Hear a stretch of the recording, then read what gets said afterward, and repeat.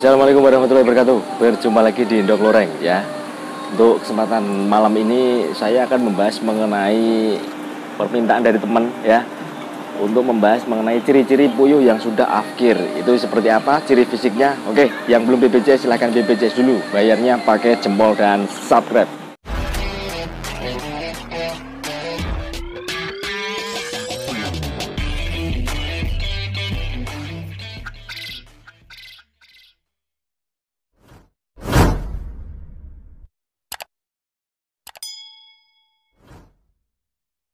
Oke teman-teman ya, jadi dalam kita beternak puyuh, kita itu harus kenali dulu beberapa ciri-ciri fisik yang ada pada puyuh kita sebelum nantinya kita menentukan apakah puyuh kita itu harus diafkir atau tetap kita lanjut untuk dipelihara. Oke ya, ciri-ciri yang pertama yaitu berdasarkan dari fisiknya ini ya. Berdasarkan dari fisiknya itu sangat terlihat sekali. Kalau puyuh sudah mulai afkir, itu biasanya untuk bulu-bulunya itu sudah mulai gundul ya, sudah mulai rontok. Jadi warna bulunya sudah mulai kusam. Warna bulunya sudah mulai kusam, kemudian matanya ini ya, ini puyuh saya masih produktif ini, belum afkir. Jadi kalau yang sudah afkir, bulunya ini sudah tidak lengkap seperti ini lagi. Jadi ini masih sangat produktif sekali. Aduh, tiba. Wah, ini loh, ini. Nah, ini, jadi ini masih lebat sekali bulunya ya. Dan ini puyuh baru usia belum ada 4 bulan ini, masih genjar-genjarnya untuk produksi ini ya. Untuk ciri fisiknya yang pertama tadi dari bulunya. Dari bulunya ya, kalau sudah puyuh afkir itu biasanya puyuh yang sudah tua itu adalah bulunya sudah mulai rontok. Kemudian yang terlihat matanya, nah, kalau puyuh sudah mulai afkir, matanya ini tidak hitam seperti ini ya, tapi sudah mulai memutih seperti katarak, seperti mata seseorang yang kena katarak gitu. Jadi matanya sudah tidak sejernih ini ya, sudah mulai memutih, mulai rabun lah ya untuk matanya. Kemudian yang sangat menonjol di sini ciri fisiknya ada pada tulang supitnya ini. Nah, gini. Nah, ini tulang supitnya. Ini kalau puyuh yang sudah mulai afkir ya, itu jarak tulang supitnya hanya satu jari seperti ini. Jadi ini kita pegang. Nah, kalau kita satu jari sudah menyentuh di antara tulang supit kanan dan kiri, itu puyuh ini sudah tidak produktif lagi. Ya masih bertelur, tapi bertelur tidak setiap hari. Ya kadang 2 hari sekali atau 3 hari sekali seperti ini. Dan ini puyuh yang masih produktif itu 2 jari seperti ini. Ya, dilihat, ini 2 jari baru menyentuh tulang supit kanan dan kiri. Nah ini 2 jari.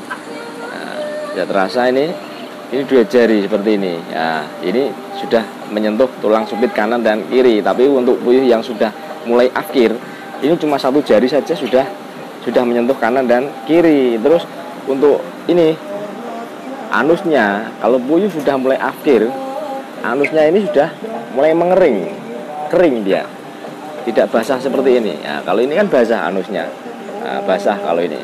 Kalau masih produktif dia anusnya basah dan lebar. Nah, tapi kalau puyuh sudah mulai afkir, itu anusnya sudah kering, kemudian dia kembali mengecil lagi untuk anusnya, sangat mengerut. Jadi ciri fisiknya seperti itu yang saya amati, saya alami ya. Dari bulunya, kemudian dari matanya, kemudian dari tulang supitnya ini, kemudian dari anusnya. Nah, kalau puyuh teman-teman sudah menunjukkan ciri fisik yang seperti itu, telurnya sudah tidak produktif lagi dan sudah menunjukkan ciri-ciri fisik yang saya sebutkan tadi, itu biasanya sudah mulai afkir walaupun usianya belum ada 1 tahun ya. Jadi puyuh itu afkir tidak tergantung dari usia ya. Faktor-faktor yang mempengaruhi puyuh afkir itu, yang faktor yang pertama itu adalah dari faktor bibit, kemudian faktor yang kedua itu dari faktor usia, kemudian faktor yang ketiga itu adalah faktor dari cara perawatan kita ya. faktor bibit itu sangat menentukan sekali untuk berapa lama puyuh kita bisa bertahan untuk akhirnya nanti, untuk produktivitas telurnya itu sampai kapan, itu faktor bibit sangat utama. Faktor bibit itu sangat menentukan sekali ya, faktor bibit dan cara kita merawat puyuh, kemudian dari faktor makanan. Nah, faktor pakan yang kita berikan itu juga sangat berpengaruh untuk berapa lama puyuh kita bisa bertahan lama untuk produksi ya. Jadi puyuh afkir itu tidak selalu puyuh yang tua ya. Puyuh yang kurang dari 1 tahun pun itu sudah banyak yang afkir. Itu pengalaman dari teman-teman. Faktor utamanya adalah faktor dari bibitnya. Jadi kita harus berhati-hati dan selektif dalam memilih bibit puyuh. Jangan asal-asalan. Kita harus mencari penjual bibit yang sudah terpercaya. Nah, tanya kepada peternak-peternak yang sudah senior, beli bibitnya di mana, hasilnya bagaimana ya. Jangan kita beli bibit itu asal dari teman yang tidak kita kenal asal usulnya, yang belum ada rekomendasi, kita asal beli bibit. Lebih baik jangan ya, untuk mengurangi resiko kegagalan dalam peternak puyuh ya. Jadi faktor bibit itu yang pertama, kemudian faktor usia itu juga sangat berpengaruh untuk kapan puyuh itu mulai afkir ya. Ada juga puyuh yang sampai 2 tahun itu belum afkir ya. Teman saya punya puyuh sudah sampai 2 tahun lebih itu belum afkir. Apalagi puyuh yang albino itu sangat lama sekali itu afkirnya. Puyuh albino itu sangat lama sekali untuk afkirnya ya. Sampai 2 tahun lebih itu punya teman saya punya itu ya. Puyuh albino itu sampai 2 tahun ya. Tapi kalau puyuh biasanya yang saya pelihara ini adalah jenis lokal. Jadi puyuhnya itu ya paling lama saya afkir itu 17 bulan. Sebenarnya kalau saya mau sabar untuk hasil telurnya itu juga masih 50% ya. 50% itu juga masih ada selisih pakan, tapi sangat mepet sekali dan saya tidak mau buang-buang waktu untuk memelihara puyuh yang sudah tidak produktif lagi seperti itu. Jadi saya lebih baik permajaan kemudian ganti bibit yang baru. Oke, kalau puyuh sudah usia tua, wis tua mbok genjot mbok ngendok terus kan gak mungkin ya. Ya, tetap ada batasnya untuk produksi telur itu tetap ada batasnya ya. Kemudian yang ketiga adalah faktor dari pemeliharaan dan itu sangat menentukan sekali untuk masa produktif puyuh itu berapa lama. Banyak faktor untuk pemeliharaannya yang terutama untuk faktor pakan ya.